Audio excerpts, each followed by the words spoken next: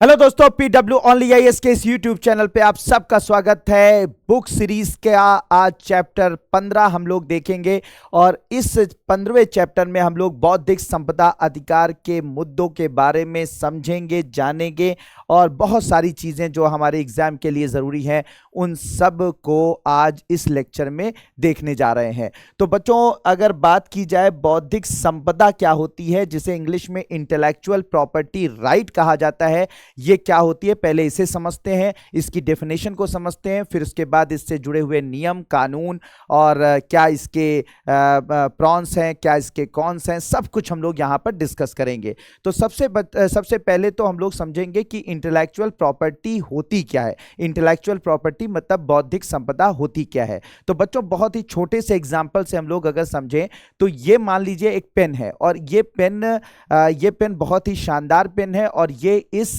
Board पर, यानी ये जो इलेक्ट्रॉनिक बोर्ड है, इस पर ये चलाई जा सकती है और इसके द्वारा लिखा जा सकता है। तो ये जो है मतलब एक ऐसी पेन है जिसको एक इलेक्ट्रॉनिक बोर्ड, जिसकी मदद से एक इलेक्ट्रॉनिक बोर्ड पर लिखा जा सकता है। तो ये जो इनोवेट की गई है, यानी ये जो बनाई गई है, ये इसे मैंने अगर बनाया है तो ये एक संपदा है और क्योंकि ये मेरी बुद्धि से बनाई गई है तो ये मेरी बौद्धिक संपदा कहलाएगी, इंटेलेक्चुअल प्रॉपर्टी कहलाएगी। तो दुनिया में कोई भी चीज अगर बच्चों क्रिएट की जाती है, ठीक है, यानी उसको बनाया जाता है, उसको खोजा जाता है, उसकी डिस्कवरी की जाती है, या कोई भी चीज, कोई एक ऐसा स्थान है वहां पर वो उगती है, तो ये सारी की सारी चीजें क्या कहलाती हैं? इंटेलेक्चुअल प्रॉपर्टी कहलाती है, बौद्धिक संपदा कहलाती है। तो मतलब सीधी सी बात है कि अगर इस पेन को, जो कि एक इलेक्ट्रॉनिक बोर्ड पर लिखती है, इसे मैंने बनाया है तो ये संपदा मेरी बुद्धि से बनी हुई है, इसलिए ये मेरी बौद्धिक संपदा होगी। ठीक है, इतनी बात समझ में आ गई होगी। तो अब ये बौद्धिक संपदा मेरी है तो इसको इस्तेमाल करने का, या इस तकनीक को, जिस तकनीक से मैंने इसको बनाया है, इसको बेचने का, इसको खराब करने का, इसको तोड़ने का, इसको नष्ट करने का, इसका उपयोग करने का, इसका पूरा अधिकार अगर किसी को है तो वो उसका अधिकार किसको है? मुझे है, क्योंकि ये मेरी बौद्धिक संपदा है। मैं चाहे इसका उपयोग करूं, किसी को इस तकनीक को, जिस तकनीक से मैंने इसको बनाया है उसको मैं किसी को बेच दूं, या इसको मैं डिस्ट्रॉय कर दूं, यानी कि नष्ट कर दूं, इसका पूरा अधिकार मुझे होना चाहिए और मुझे है। तो कुल मिलाकर ये किसी की भी अगर कोई बौद्धिक संपदा होती है तो उसी का अधिकार होता है उस पर, और इसी को बौद्धिक संपदा के अधिकार के नाम से जाना जाता है। ठीक है बच्चों, तो सिंपल सी बात यह है कि इस पेन को मैंने बनाया, ये बनाया तो ये मेरी बौद्धिक संपदा हुई, और इस बौद्धिक संपदा पर हर तरीके का अधिकार किसका है? मेरा है, क्योंकि मैंने इसको बनाया था तो ये मेरा बौद्धिक संपदा का अधिकार इस पर पूरा बना हुआ है। ठीक है बच्चों, अब इस वक्त क्या हो गया है कि ग्लोबलाइज्ड वर्ल्ड हो गया है, यानी कि एक तरीके से मैं समझता हूं कि आप जिसे कह सकते हैं ना कि इस वक्त पूरी दुनिया जो है एक दूसरे से कनेक्टेड हो गई है, एक दूसरे से जुड़ गई है, चाहे वो इंटरनेट के जरिए, चाहे वो कह सकते हैं कि एक तरीके से जहाज, अब एक से दूसरे देश पहुंचना आसान हो गया है जहाज़ों के जरिए, पानी के जहाज़ों के जरिए। ठीक है, दूर संचार माध्यमों से पूरी दुनिया एक दूसरे से कनेक्टेड हो गई है। तो ये जो ग्लोबलाइज्ड वर्ल्ड है बच्चों, इसमें क्या है कि सूचनाएं बहुत तेजी से एक स्थान से दूसरे स्थान जा सकती हैं।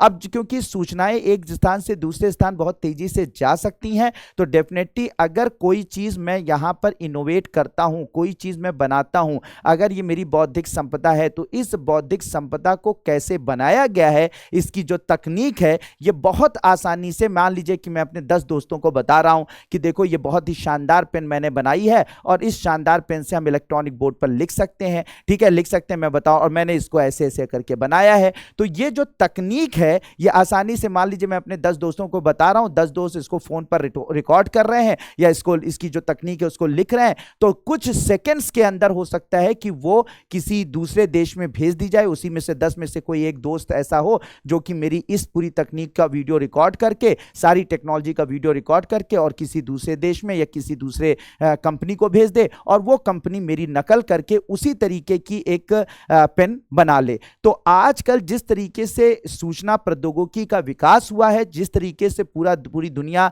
पूरा विश्व ग्लोबलाइज्ड हुआ है, ठीक है, वैश्वीकरण हुआ है, वहां पर जो है किसी भी चीज की चोरी करना, ठीक है, बहुत बहुत बहुत ज्यादा आसान हो गया है। तो डेफिनेटली अगर कोई बौद्धिक संपदा बनाई जा रही है तो डेफिनेटली उसकी चोरी करना बहुत आसान हो गया है। तो इसलिए पूरी दुनिया में इसके लिए अवेयरनेस फैलाई जा रही है कि भाई किसी की बौद्धिक संपदा पर सिर्फ उसी का अधिकार होना चाहिए, कोई उसकी चोरी ना कर ले, कोई उसको उस बौद्धिक संपदा उस इंसान के बौद्धिक संपदा के अधिकारों का हनन न कर ले।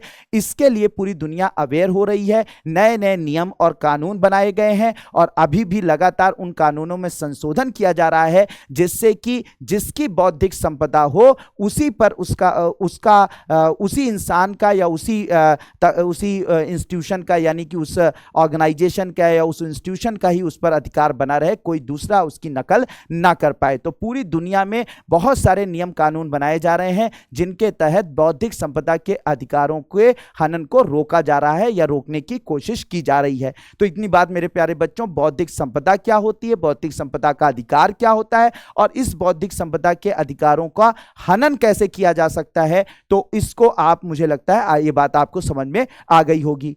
अब मामला यह है कि क्योंकि पूरी दुनिया में बच्चों, पूरी दुनिया में अगर मैं बात करूं तो बौद्धिक संपदा के अधिकारों के बारे में समझदारी लोगों के अंदर बहुत पहले से शुरू हो गई थी कि भैया बौद्धिक संपदा ये अधिकारों का हनन नहीं होना चाहिए और इसके लिए हमें नियम कानून बनाने चाहिए। तो इसके लिए एक समझौता विश्व व्यापार संगठन में हुआ, वर्ल्ड ट्रेड ऑर्गेनाइजेशन में एक के तहत में 1995 में ये हुआ। और इसमें हुआ क्या, इस समझौते को कहा गया ट्रिप्स का समझौता कहा गया। क्या कहा गया? ट्रिप्स का समझौता कहा गया। तो ये जो विश्व व्यापार संगठन जो सन 1995 में विश्व व्यापार संगठन बना और उसी के तहत, उसी विश्व व्यापार संगठन के तहत एक ट्रिप्स का समझौता हुआ। और ये जो ट्रिप्स का समझौता है बच्चों, ठीक है, वह समझौता है ये स्पेशली बौद्धिक संपदा के अधिकारों का हनन ना हो पाए, बौद्धिक संपदा के अधिकारों को सुरक्षित रखने के लिए ये ट्रिप्स के समझौते में बहुत सारे नियम, बहुत सारे कानून बनाए गए। और उसी के तहत आज पूरी दुनिया में जो है हर कंट्री, हर देश जो है वहां के लोगों की बौद्धिक संपदा को सुरक्षित रखने में नए नए नियमों के साथ उनकी संपदा के अधिकारों के हनन को रोकने का कार्य कर रही है। तो पूरी दुनिया में जो इस वक्त इंटेलेक्चुअल प्रॉपर्टी राइट को बनाए रखने के लिए, इंटेलेक्चुअल प्रॉपर्टी राइट पर जो काम हो रहा है, जो कानून बन रहे हैं, वो इसी ट्रिप्स के समझौते के तहत हो रहे हैं। ठीक है, तो होप मेरे प्यारे बच्चों ये बात आप लोगों को समझ में आ गई होगी कि एग्जैक्टली ये जो भी, मतलब सीधी सी बात है, बौद्धिक संपदा का अधिकारों का हनन ना हो और ये हनन कैसे रोका जाए, इसके लिए पूरी दुनिया में जो कानून बनाए जा रहे हैं वो विश्व व्यापार संगठन के अंतर्गत जो ट्रिप्स का समझौता हुआ था उसी के तहत इसको, इन कानूनों को बनाया जा रहा है। तो होप मेरे प्यारे बच्चों ये बात आपको समझ में आ गई होगी।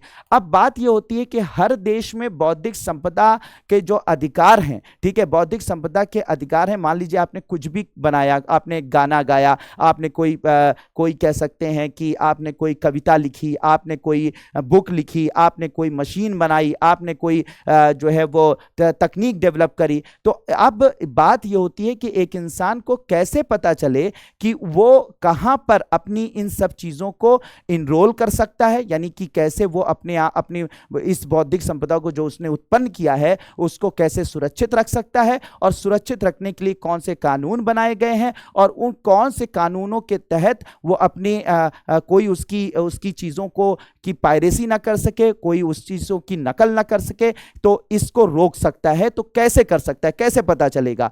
तो इसके लिए क्या किया गया है, पूरी दुनिया में हर देशों ने हर एक तरीके की बौद्धिक संपदा को सुरक्षित रखने के लिए कैटेगरीज बना रखी हैं। ठीक है, उनको विभाजित कर रखा है कि भैया गाना गाओगे तो गाना गाने गाना गाओगे तो तुम्हारे गाना गाने का जो तुम्हारी, क्योंकि ये तुम्हारी बौद्धिक संपदा है, तो ये गाना कोई पायरेट ना कर ले, कोई इसको चोरी ना कर ले, तो उसके लिए जो है आप इस पर्टिकुलर जो है बौद्धिक संपदा के अधिकार के जो कानून है इसके तहत जो है आप अपने आप को रजिस्टर्ड करा दो। आप जाके अपना रजिस्ट्रेशन करा दो कि भैया मैंने ये गाना गाया है और ये मेरे द्वारा लिखा गया है या मैंने गाया है। तो इसके बाद जब एक बार रजिस्ट्रेशन हो जाएगा तो फिर उसके बाद कोई भी उसको अगर नकल करेगा तो आप उसके खिलाफ कानूनी कार्रवाई कर सकते हैं। आपने ये पेन बनाई है और इस पेन को अगर कोई दूसरा इसकी नकल कर लेता है तो फिर आप फाइनली जो है जाकर मतलब आप वो कर सकते हैं, कानूनी कार्रवाई कर सकते हैं कि उसने हमारी इस तकनीक की नकल की है। ठीक है, तो जो कैटेगराइज किया गया है बौद्धिक संपदा के अधिकारों को, जो है कैटेगराइज किया गया है, उनमें से जो सबसे बहुत सारे कैटेगरी में बांटा गया है, उनमें जो सबसे पहली कैटेगरी आती है बच्चों वो आती है कॉपीराइट उसे बोलते हैं। अब ये कॉपीराइट के अंतर्गत क्या आता है, यानी कि अगर कोई आप क्रिएटिव चीज करते हैं, कोई मान लीजिए कि आप किताब लिखते हैं, कोई चित्रकला बनाते हैं, कोई मूर्ति कला बनाते हैं, कोई सिनेमा बनाते हैं, कोई संगीत बनाते हैं, कोई कंप्यूटर प्रोग्राम बनाते हैं, कोई डेटाबेस बनाते हैं, कोई विज्ञापन बनाते हैं, कोई चित्रांकन बनाते हैं, अगर ऐसा कोई क्रिएटिव वर्क आप कर रहे हैं तो और आप चाहते हैं कि आपकी इस बौद्धिक संपदा के अधिकारों को सुरक्षित रखा जाए, तो आपको जाना चाहिए किसके अंतर, आप बौद्धिक संपदा अधिकारों के जो ऑफिस होते हैं, इंटेलेक्चुअल प्रॉपर्टी राइट को प्रिजर्व करने वाले जो ऑफिस होते हैं उनमें जाइए और अपना जो रजिस्ट्रेशन है वो कॉपीराइट के अंतर्गत करा लीजिए, उसका कॉपीराइट आप ले लीजिए। फिर कोई भी आपके उस कॉपीराइट को वायलेट करता है तो आप उसके खिलाफ कानूनी कार्रवाई कर सकते हैं। दूसरी जो कैटेगरी होती है बच्चों उसे पेटेंट कहते हैं।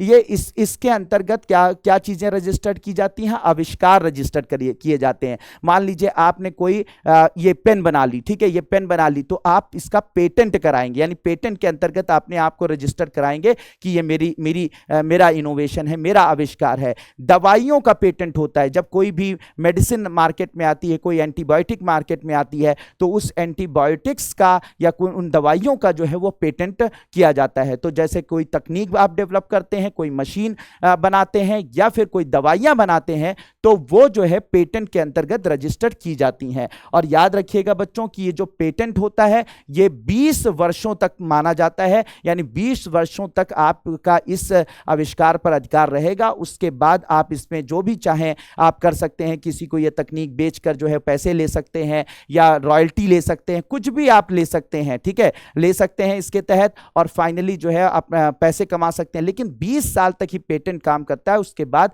चीजें जो है वो जनरलाइज कर दी जाती हैं, फिर आप इसके जो है वो इस पर कोई कानूनी कार्रवाई आप नहीं कर सकते हो अगर उसको कोई पायरेट करता है या उसकी कॉपी करता है। ठीक है, तो ये सारी चीजें हैं। फिर उसके बाद ट्रेडमार्क आ जाता है। ट्रेडमार्क का मतलब जैसे किसी कंपनी का लोगो हो गया, कोई एक ऐसा सिंबल हो गया जिससे ये पता चल पाए कि ये कंपनी जो है इस चीज की है, या ये जैसे मान लीजिए पीडब्ल्यू है तो पीडब्ल्यू लिख कर आता है, गोले में बना रहता है, तो ये इसका ट्रेडमार्क हो गया। देखते ही पता चल जाता है कि पीडब्ल्यू जो है इसी में हम लोग इसी के अंतर्गत यूपीएससी वाला है और हम लोग पढ़ाई कर रहे हैं। तो ट्रेडमार्क के अंतर्गत किसी का लोगो आ जाता है, कोई डिजाइन आ जाता है जिससे कि हम किसी कंपनी, किसी ऑर्गेनाइजेशन की पहचान कर पाते हैं, तो वो चीज जो है वो ट्रेडमार्क के अंतर्गत जो है रजिस्टर्ड की जाती है। कोई अगर उस तरीके का ट्रेडमार्क अगर बनाता है तो उसके खिलाफ कानूनी कार्रवाई की जा सकती है। ठीक है बच्चों, तो ये कुछ भी हो सकता है, शब्द हो सकते हैं, शब्दों का समूह हो सकता है, अक्षर हो सकते हैं, कुछ भी हो सकता है ट्रेडमार्क के अंतर्गत।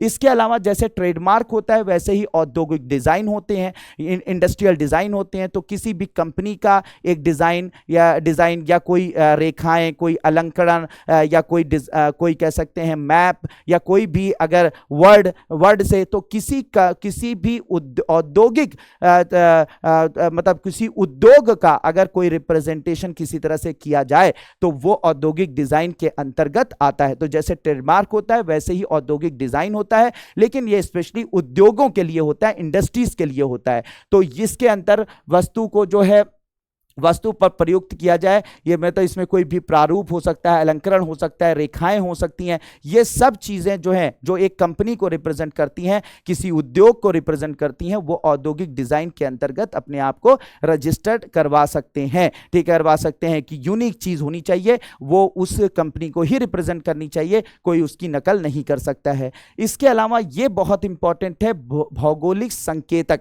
भौगोलिक संकेतक को हम लोग जीआई बोलते हैं, ज्योग्राफिकल इंडिकेशन कहते हैं। भौगोलिक संकेतक का मतलब यह होता है कि अगर कोई एक पर्टिकुलर एरिया है और उस एरिया के अंदर कोई चीज उपज रही है, उसे वहीं उगती है, कहीं और नहीं उगती है। कोई ऐसी, मान लीजिए कि कोई वस्तु है जो एक पर्टिकुलर एरिया में बनाई जा रही है, उसके अलावा कहीं नहीं बनाई जा रही, जैसे कि बनारसी साड़ी है। ठीक है, बनारसी साड़ी है। इसी तरीके से कोई, मान लीजिए कि कोई संगठन है जो एक स्पेशल टाइप का कोई पदार्थ बनाता है, कोई मान लीजिए लड्डू बनाता है या इस तरीके की चीजें बनाता है, तो वहीं पे बनती है, कहीं और नहीं बनती हैं। तो ये सब चीजें जो यूनिक चीजें होती हैं, जो एक पर्टिकुलर ज्योग्राफिकल एरिया में, एक भौगोलिक क्षेत्र में बनाई जाती हैं, भौगोलिक क्षेत्र में कुछ लोग उसे उगाते हैं या कोई संगठन उसको उगाता है या उसको बनाता है, तो वो सारी की सारी चीजें जो है भौगोलिक संकेतक के अंतर्गत रजिस्टर्ड कराई जाती हैं, उन्हें ज्योग्राफिकल इंडिकेशन दिया जाता है। मतलब आपने अगर मान लीजिए बनारसी साड़ी बनारस में बनती है, कुछ कामगार, जो कुछ कारीगर जो है अगर बनारस की साड़ी जो है वो बनारस में बना रहे हैं, तो उसे जीआई टैग दे दिया जाता है कि भैया ये बनारस की साड़ी बनारस में बनती है, इसके अलावा देश में कहीं पर भी बनेगी तो वो इसकी नकल मानी जाएगी, वो असली उसको नहीं माना जाएगा और उसके खिलाफ कानूनी कार्रवाई हो सकती है। तो जिस जगह को जीआई टैग, जिस पर्टिकुलर चीज के लिए जो है वो किसी पर्टिकुलर भौगोलिक क्षेत्र जो है या कुछ लोग जो है रजिस्टर्ड किए जाते हैं किसी एक काम को करने के लिए, किसी चीज को बनाने के लिए, वो किसके अंतर्गत आता है? वो है भौगोलिक संकेतक या ज्योग्राफिकल इंडिकेशन। जैसे कि अभी आप लोगों ने देखा कि अभी बहुत सारी, जैसे कश्मीरी केसर है, ये कश्मीर में ही उगता है, तो फिर कश्मीरी केसर जो है उसको कश्मीरी जो केसर है उसको जीआई टैग जो है कश्मीर को दिया गया है। कश्मीरी पश्मीना है, पश्मीना शॉल जो है वहीं पर कश्मीर में इसको बनती है, तो डेफिनेटली जीआई टैग उसका जो है कश्मीर को दिया गया है। इसी तरीके से तिरुपति के लड्डू, जो तिरुपति मंदिर है वहाँ पर जो लड्डू तैयार किए जाते हैं, उसका भौगोलिक जो जीआई टैग दिया गया है वो तिरुपति को दिया गया है। इसी तरीके से अभी लाल चींटियों से बनी हुई चटनी, उसका जो है जीआई टैग जो है उड़ीसा को दिया गया है। ऐसे बहुत सारे ऐसे केस हर साल जो है बहुत सारे ऐसी चीजें होती हैं जिनको जीआई टैग दिया जाता है, और जीआई टैग अगर एक बार किसी चीज को दे दिया गया तो फिर वो उसी क्षेत्र की मानी जाती है, उसी जगह की मानी जाती है। तो ये भी एक तरीके की बौद्धिक संपदा को संरक्षित करने का तरीका है। इसके अलावा एकीकृत सर्किट यानी इंटीग्रेटेड सर्किट, इसमें इंटीग्रेटेड सर्किट, अगर कोई कंप्यूटर की कोई चिप बना रहे हैं, कंप्यूटर का कोई वो आईसी बना रहे हैं, इंटीग्रेटेड सर्किट बना रहे हैं, कंप्यूटर की अगर बात की जाए कोई सेमीकंडक्टर से बनाई हुई चिप हो सकती है, इलेक्ट्रॉनिक के सामान हो सकते हैं, ठीक है, स्मार्टफोन हो सकते हैं। तो ये सारी की सारी चीज़ें जो रजिस्टर कराई जाती हैं, जो यूनिक चीज़ें बनाई जाती हैं इलेक्ट्रॉनिक के क्षेत्र में, कंप्यूटर के क्षेत्र में, इनका जो है वो इनका जो कह सकते हैं कि इंटेलेक्चुअल प्रॉपर्टी राइट है, यानी कि जो बौद्धिक संपदा के जो अधिकार होते हैं वो रजिस्टर्ड किए जाते हैं एकीकृत सर्किट के अंतर्गत। यानी इसके अंतर्गत जाकर आप अपना रजिस्ट्रेशन करवा दीजिए कि हमने ये कंप्यूटर की चिप बनाई है और इसे एकीकृत सर्किट यानी इंटीग्रेटेड सर्किट के अंतर्गत इसको आप जो है वो रजिस्टर्ड कर लीजिए, आपका रजिस्ट्रेशन हो जाएगा। फिर आप ही का उस पर अधिकार रहेगा, आप चाहे उसको बेचें, चाहे उसको टेक्नोलॉजी को किसी को दे दें या उसको फ्री में दे दें, ये आपका अधिकार हो जाएगा। ठीक है, तो वही बात यहां पर लिखी गई है कि ट्रिप्स समझौते के तहत एकीकृत सर्किट अधिकारों की एक महत्वपूर्ण श्रेणी है, जो ये जटिल इलेक्ट्रॉनिक सर्किट है जो एकल सिलिकॉन या अन्य अर्धचालक चिप पर बनाए जाते हैं और अक्सर कंप्यूटर और स्मार्टफोन जैसे उपभोक्ता इलेक्ट्रॉनिक्स में उपयोग किए जाते हैं। ठीक है बच्चों, तो ये सारी की सारी चीजें हैं। तो ये सब कुछ कैटेगरी थे जिनके अंतर्गत आप जो है अलग अलग चीजों को, जो भी चीज आपने बनाई है, कोई चीज आविष्कार की है या किसी पर्टिकुलर एरिया में बनाई जा रही है, उसको जो है इन सब जो इंटेलेक्चुअल प्रॉपर्टी जो कैटेगरी हैं उनके अंतर्गत आप इनको रजिस्टर्ड कर सकते हैं। तो ये मुझे लगता है मेरे प्यारे बच्चों आपको समझ में आ गया होगा। होगा। अब उसमें कुछ फैक्ट हैं, जैसे कि भारत जो है विश्व व्यापार संगठन का सदस्य होने के साथ साथ बौद्धिक संपदा के व्यापार संबंधी पहलुओं पर समझौते यानी ट्रिप्स समझौते के लिए प्रतिबद्ध है। क्योंकि भारत जो है वो विश्व व्यापार संगठन का एक महत्वपूर्ण सदस्य है, तो इसलिए वो ट्रिप्स के समझौतों को मानता है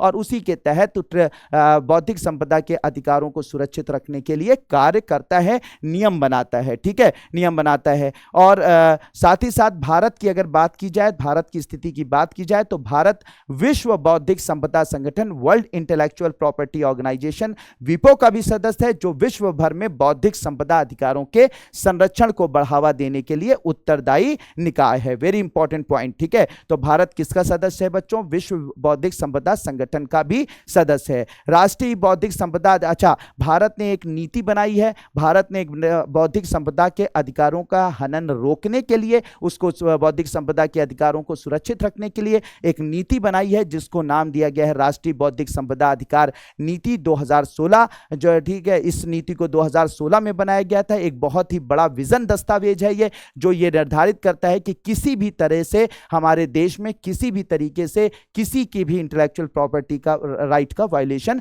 नहीं होना चाहिए, किसी की बौद्धिक संपदा अधिकारों का हनन नहीं होना चाहिए। ठीक है, और इसका जो आदर्श वाक्य है, राष्ट्रीय बौद्धिक संपदा अधिकार नीति जो 2016 बनाई गई है, उसका जो आदर्श वाक्य है वो है क्रिएटिव इंडिया, इनोवेटिव इंडिया। क्या नाम आदर्श वाक्य है बच्चों? Creative India, innovative India. तो ये है राष्ट्रीय बौद्धिक संपदा अधिकार नीति 2016 का आदर्श वाक्य। ठीक है बच्चों, अब साथ ही साथ भारत में बौद्धिक संपदा अधिकारों के लिए नीति बनाई गई, वो मैंने आपको बता दिया। 12 मई 2016 को भारत सरकार ने इस नीति को मंजूरी दी थी। ठीक है, इसके अलावा अंतर्राष्ट्रीय स्तर पर भी बहुत सारी नीतियां, बहुत सारे कानून बनाए गए हैं, जिसमें से मुख्य नीतियां या मुख्य कानून जो हैं वो है, उनमें से एक है पेरिस कन्वेंशन। पेरिस कन्वेंशन बनाई गई थी 1883 में, ये पेरिस कन्वेंशन हुई थी, और ये औद्योगिक संपदा के संरक्षण से जुड़ी हुई है। मतलब जो उद्योगों में जो उद्योगों की जो संपदाएं होती हैं, किसी पर्टिकुलर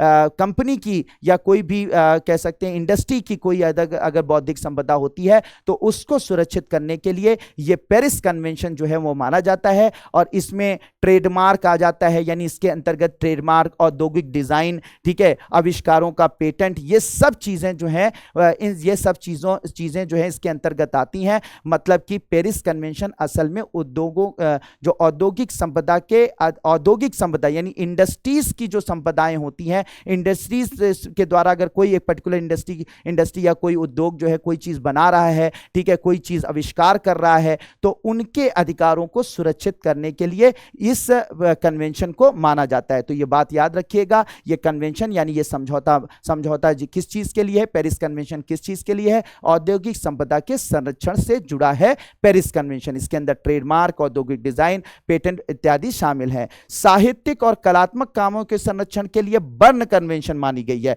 मतलब आप कॉपीराइट वाला जो मामला है, कॉपीराइट के अधिकारों, जो कॉपीराइट के अंतर्गत जो चीजें आती हैं, उनके अधिकारों को सुरक्षित करने के लिए, चाहे वो सिनेमा हो, चाहे वो मूर्ति कला हो, चाहे वो वास्तुशिल्प हो, चाहे वो किताब हो, तो जो कॉपीराइट के अंतर्गत जो अधिकार आते हैं, उनको सुरक्षित करने के लिए बर्न कन्वेंशन की गई है। बर्न जो है समझौता किया गया है 1886 में। तो ये बहुत इंपॉर्टेंट है। तीसरी जो बहुत इंपॉर्टेंट है वो बच्चों है मराकेश संधि। मराकेश संधि 2013 में की गई थी। ये बहुत इंपॉर्टेंट है। ये खासकर कि जो दिव्यांग लोग हैं उनके अधिकारों को सुरक्षित करने के लिए इस मराकेश संधि को किया गया है। मराकेश संधि में क्या गया है? कहा गया है कि अगर कोई भी किताब लिखी जाती है तो उसका जो कॉपीराइट है उसका उल्लंघन नहीं होना चाहिए, उसका उल्लंघन नहीं होना चाहिए किसी भी हिसाब से। उसकी जो है वो कह सकते हैं, कोई भी किताब लिखी जाती है तो उसका जो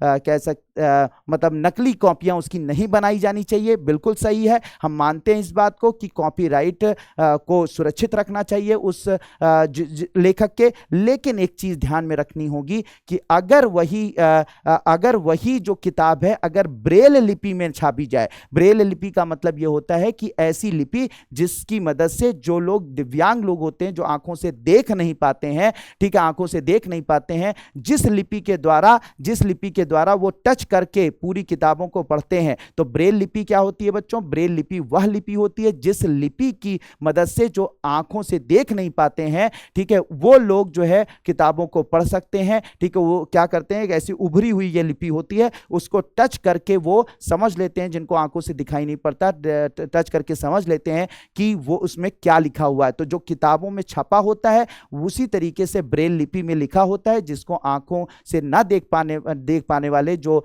होते हैं वो भी उसको सिर्फ टच करके महसूस करके और चीजों को समझ सकते हैं कि इस किताब में क्या लिखा हुआ है। तो मराकेश संधि ये कहती है कि ठीक है, किसी भी बुक में जो किसी अगर लेखक ने कोई बुक लिखी है, किताब लिखी है, तो उसके कॉपीराइट का उल्लंघन नहीं होना चाहिए। लेकिन अगर वो किताब ब्रेल लिपि में छापी जाती है, ठीक है, दिव्यांगों की मदद के लिए छापी जाती है, तो इसे कॉपीराइट का वायलेशन नहीं माना जाएगा, कॉपीराइट का वायलेशन इसे नहीं कहा जाएगा। मतलब ये कोई भी जो लेखक है वो इस चीज के लिए कोई कानूनी कार्रवाई नहीं कर सकता है अगर उसकी किताब ब्रेल लिपि में नापी गई है। और मैं आपको बता दूं, ये बहुत बड़ी बात है कि जो है दिव्यांग लोगों का जो है वो ख्याल रखा गया। और मैं आपको बता दूं, आपको गर्व होना चाहिए कि भारत इस समझौते को मानने वाला दुनिया का पहला देश है। ठीक है, भारत जो है इस समझौते को मानने वाला, भारत जो है वो दुनिया का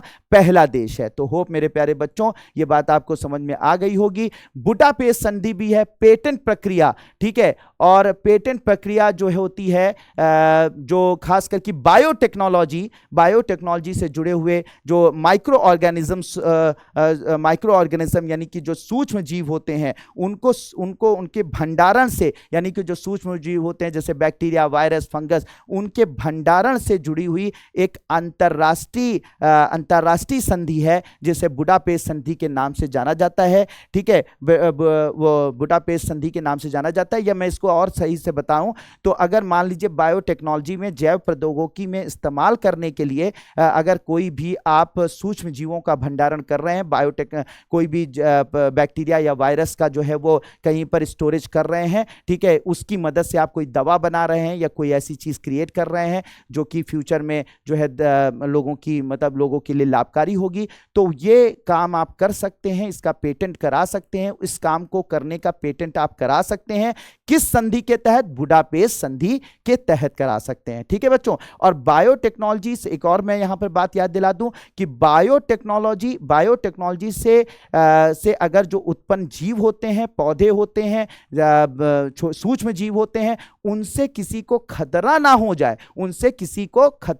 जाए, ठीक है, खतरा ना हो जाए, वो हमारे पर्यावरण के लिए असुरक्षित ना हो या हमारे स्वास्थ्य के लिए असुरक्षित ना हो, उसके लिए जो समझौता किया गया है वो जो है कार्टाजेना प्रोटोकॉल है, जिसको सन 2000 में जो है वो उसमें सहमति दर्ज की गई और 2003 में 11 सितंबर 2003 में पूरी दुनिया के लोगों ने माना। तो सूक्ष्म जीवों, खासकर की बायोटेक्नोलॉजी, जैव प्रौद्योगिकी से उत्पन्न जो जीव होते हैं, चाहे वो पेड़ पौधे हों, चाहे वो जानवर हों, चाहे वो सूक्ष्म जीव हों, उनसे जो है वो प्रकृति को या उससे जो है मनुष्य को कोई नुकसान ना हो, हानि ना हो, तो उसके लिए उसकी जैव सुरक्षा के लिए, हमारी प्रकृति के, हमारे स्वास्थ्य की सुरक्षा के लिए जो है अंतरराष्ट्रीय कदम उठाने का जो प्रावधान किया गया है वो किसके अंतर्गत किया गया है? कार्टाजेना प्रोटोकॉल के अंतर्गत किया गया है। तो ये जो है बौद्धिक संपदा के अधिकारों से जुड़ा हुआ मामला नहीं है,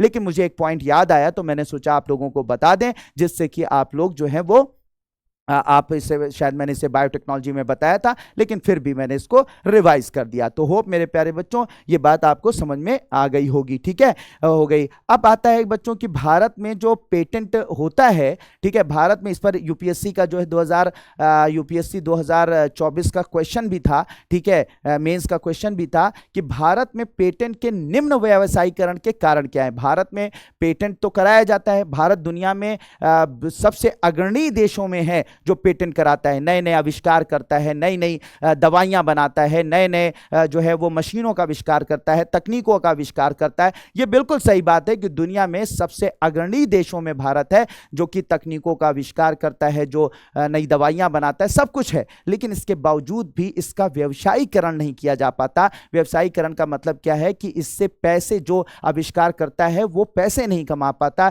या कोई भी ऑर्गेनाइजेशन है, कोई भी इंस्टीट्यूट है, वो इससे पैसे नहीं अर्न कर पाता, और जिसकी वजह से जो जो वैज्ञानिक होते हैं या इंस्टीट्यूट होता है वो डिमोटिवेट हो जाता है और फाइनली जो है नई चीजों को आविष्कार करने से परहेज करता है। तो आखिर क्या कारण है जिसकी वजह से भारत में पेटेंट तो बहुत ज्यादा हो रहा है लेकिन उसका व्यवसायीकरण जो है वो नहीं हो पा रहा है? तो उसके लिए उसके बहुत इंपॉर्टेंट कारण हैं, जिसमें से एक है अपर्याप्त अनुसंधान एवं विकास अवसंरचना, यानी कि भारत में जो है वो रिसर्च और डेवलपमेंट करने की, यानी कि अनुसंधान और विकास करने के लिए जो इंफ्रास्ट्रक्चर होना चाहिए, अवसंरचना होनी चाहिए, ठीक है, वो चीज भारत में उपलब्ध नहीं है। इंफ्रास्ट्रक्चर सही से डेवलप नहीं है। वैज्ञानिक अनुसंधान करे तो करे कहां से? तो सबसे बड़ी बात है इंफ्रास्ट्रक्चर जो है वो डेवलप नहीं है। तो इसलिए होता क्या है कि आविष्कार अगर उसने कर भी लिया तो फिर वो सोचता है आगे अगर मुझे टेस्ट करना है तो मैं कहां करूंगा इस चीज को, और आगे टेस्ट करके जो इसके रिजल्ट निकालने होंगे वो मैं कहां निकालूंगा। इसमें वो काफी कंफ्यूज होता है, और जब अवसंरचना इंफ्रास्ट्रक्चर नहीं होता है तो फिर वो डिमोटिवेट होकर अपने घर बैठ जाता है, और उन सब चीजों का पेटेंट तो रहता है लेकिन उसका व्यवसायीकरण, यानी कि उससे जो है कोई धन अर्जित नहीं कर पाता, उससे कोई लाभ अर्जित नहीं कर पाता, और फिर सीधी सी बात है उसका मोटिवेशन कम हो जाता है। इसके अलावा बहुत सारे काम करने के लिए वित्तीय बाधाएं आती हैं, ठीक है। बहुत सारा कोई भी रिसर्च अगर आप कर रहे हैं तो, या रिसर्च को अगर आप कहीं पर पब्लिश कराना चाहते हैं, या किसी रिसर्च करने के बाद अगर जो चीज़ आपने बना ली है, जो किसी चीज़ का पेटेंट आपने करा लिया है, तो उससे दूसरे उद्योगों में, या कह सकते हैं कि जो बड़ी बड़ी ऑर्गेनाइजेशंस होती हैं उनसे उसको बेचने में, ठीक है, बहुत पहले उनको अप्रोच करने में बहुत सारी वित्तीय बाधाएं आती हैं, बहुत सारे पैसे की दिक्कतें आती हैं, जो कि एक वैज्ञानिक या एक अनुसंधानकर्ता नहीं पूरी कर पाता, उन बाधाओं से को पार नहीं कर पाता। इसकी वजह से भी निम्न व्यवसायीकरण है। इसके अलावा बहुत सारी विनियामक देरी हैं और अक्षमताएं हैं। भारत में अभी भी सिस्टम रेड टेपिज्म का है, ठीक है, एक के ऊपर एक फाइलें लगी रहती हैं, और उसमें क्या होता है बहुत देरी हो जाती है, जिससे फिर जो आविष्कार करता होता है सोचता है क्या छोड़ो, रहने दो, जाने दो, अपनी रोजी रोटी कमाए, कहाँ हम इस चक्कर में पड़े हुए हैं। तो ये सारी चीजें होती हैं। कमजोर औद्योगिक अकादमिक संबंध, भाई अगर मान लीजिए एक आईआईटी ने एक इनोवेशन किया, एक तकनीक बनाई, लेकिन अब वो तकनीक ले कहाँ जाए, अप्रोच किससे करे, और सीधी से क्यों? क्योंकि हमारे यहाँ क्या है, इंस्टीट्यूट को और कंपनियों को, जो प्राइवेट इंडस्ट्रीज हैं, उनको आपस में ज्वाइंट नहीं कराया गया है, यानी उनको जोड़ा नहीं गया है। मतलब यह है कि मान लीजिए कि आईआईटी बॉम्बे, आईआईटी कानपुर जो है वो मान लीजिए कि इस तरह से मान लिए कि एक बहुत ही शानदार मोबाइल बनाता है, ठीक है, जो बहुत सस्ता हो सकता है, लेकिन जियो को पता ही नहीं है कि आईआईटी बॉम्बे में, आईआईटी कानपुर में ऐसा कुछ बनाया गया है। तो जब इनके बीच में संबंध ही नहीं रहेगा तो कैसे पता चलेगा कि एक सस्ता मोबाइल बनाने का तरीका जो है वो इन्वेंट किया है आईआईटी कानपुर ने? तो इन दोनों के बीच में कनेक्शन ना हो पाने की वजह से ये अपना इन्वेंट करके, यानी कि अपनी चीजों को बनाकर, उस तकनीक को उत्पन्न करके आईआईटी जो है वो बैठे रहते हैं, उसको पेटेंट भी करा लेते हैं, लेकिन बैठे रहते हैं, और इनको पता ही नहीं होता है कि कोई बढ़िया तकनीक जो है वो आ चुकी है, जिसकी हम मदद लेकर हम भी पैसे कमा सकते हैं और उस इंस्टीट्यूट को भी लाभ मिल सकता है। तो दोनों में जो कनेक्शन है उसकी बड़ी कमी है, ठीक है, यानी उद्योगों और साथ ही साथ जो वो अकादमिक संस्थान है उनके बीच में संबंध की कमी है। बौद्धिक संपदा अधिकारों के प्रवर्तन संबंधी चुनौतियां हैं। बौद्धिक संपदा अधिकारों के बारे में लोगों को पता ही नहीं है, साथ ही साथ उसको अप्लाई नहीं किया जा पा रहा है, तो उसकी कमी की वजह से भी ये दिक्कतें हो रही हैं। इसके अलावा बाजार रणनीतियां बहुत कमजोर है हमारे यहाँ। कैसे जो है इन्वेंशन जो है जो भी नई चीज़ें बनाई जा रही, नई तकनीक उत्पन्न की जा रही है, हमारे इंस्टीट्यूट्स में वैज्ञानिक कर रहे हैं, तो उनको जो है बाजार तक लाना कैसे है और फिर उसके बाद उसको कैसे मैनेज करना है, वो उस चीज़ की बहुत ज़्यादा कमी है। तो कमज़ोर बाजार रणनीतियाँ हैं, न्यूनतम सार्वजनिक निजी भागीदारी है। ठीक है, वही वाली बात आ गई, वही बात है कि अगर इस तरीके से हो जाए कि भैया आईआईटी बॉम्बे कोई चीज़ काम करना चाह रहा है कि इस दिशा में एक बहुत बढ़िया, एक बहुत सस्ता सा मोबाइल जो है या एक बहुत सस्ता सा कंप्यूटर हम बनाना चाहते हैं, तो जाके जियो को अपना प्रपोजल दे दे, रिलायंस को अपना प्रपोजल दे दे, और रिलायंस जो कह रहे कि ठीक है आप रिसर्च कीजिए, उसका जो भी कॉस्ट आएगा रिसर्च का वो हम पे करेंगे, और उसके बाद जब रिसर्च हो जाएगा, अगर आप ऐसी चीज बना लेते हैं तो उसमें जो भी रिसर्च, जो भी आप इन्वेंट करेंगे, कुछ भी जो बनाएंगे, उसमें हमारा परसेंटेज रहेगा। इस तरीके का पब्लिक प्राइवेट पार्टनरशिप जो है वो भारत में बहुत कम है। विदेशों में ऐसा होता है, विदेशों में जो प्राइवेट कंपनियां होती हैं वो क्या करती हैं कि जो इंस्टीट्यूट्स होते हैं उनको पैसे दे देती हैं और उनसे वो लोग रिसर्च करते हैं, खूब बढ़िया रिसर्च करके जब नई चीज बनाते हैं तो उसमें से वो जो नई चीज होती है वो अपनी कंपनी में, वो कंपनी जो है उसको कुछ पैसे देकर खरीद लेती है,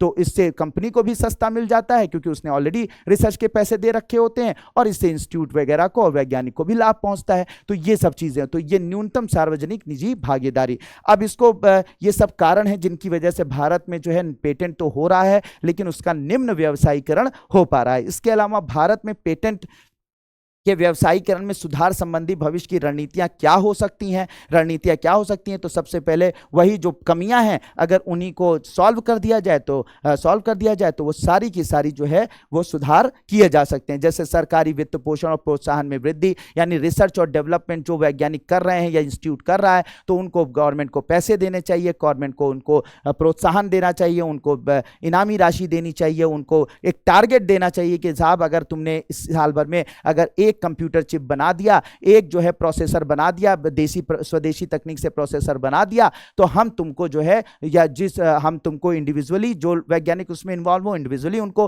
प्रोत्साहन राशि दी जाएगी, उनको पैसे दिए जाएंगे या उनका जो है प्रमोशन किया जाएगा या फिर उनको कैश मनी भी दी जा सकती है। ठीक है, कैश मनी, तो इस तरीके का प्रोत्साहन वगैरह देना चाहिए। दक्षता के लिए विनियामक सुधार, यानी कि ये जो आपके इंटेलेक्चुअल प्रॉपर्टी राइट हैं इनका जो है नियमों में बहुत सारे सुधार करने चाहिए, नियमों को इजी बनाना चाहिए, ठीक है, बहुत सरल बनाना चाहिए, जिससे कि सभी को इस इंटेलेक्चुअल प्रॉपर्टी राइट से जुड़े हुए जो उनके अधिकार हैं उनका पता चल सके, और साथ ही साथ आसानी उनके लिए कर देनी चाहिए कि अगर हम पेटेंट कराने के लिए या कॉपीराइट लेने के लिए अगर मतलब जा रहे हैं सरकार के पास, संस्थाओं के पास जा रहे हैं, सरकार के पास, तो सरकार को उसको ईजी करना चाहिए, उसको कॉम्प्लेक्स नहीं बनाना चाहिए। ठीक है, कई महीने जो है आपकी फाइलें जो है वो उसमें दफ्तर में जो इंटेलेक्चुअल प्रॉपर्टी राइट यानी बौद्धिक संपदा के अधिकारों से जुड़े हुए जो दफ्तर होते हैं उसमें लटकी रहती हैं, और यहाँ पर जो इनोवेटर होता है बेचारा परेशान होता रहता है कि क्या रे छोड़ो फिर अब क्या करें, तो बड़ी परेशानी रहती है। तो ये सब नहीं होना चाहिए।